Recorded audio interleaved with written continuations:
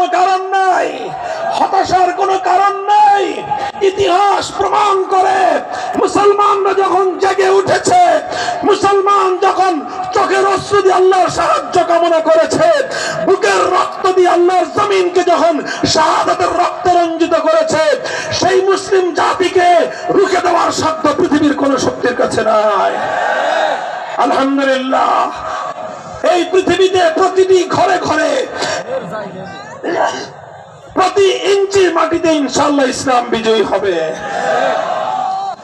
আমরা আমাদের এই বাংলাদেশ, আমাদের পূর্বপুরুষরা বহুদিন ধরে অনেকগুলো অপশক্তির বিরুদ্ধে লড়াই করেছে।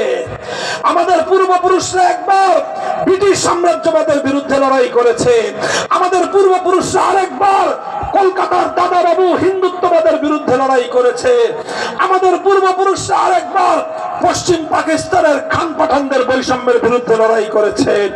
আর আমাদের প্রজন্মের যুব এবং তরুণরা ফ্যাসিবাদী অপশক্তির বিরুদ্ধে লড়াই করেছে। প্রতিটি লড়াই আল্লাহ আমাদেরকে বিজয় দান করেছেন।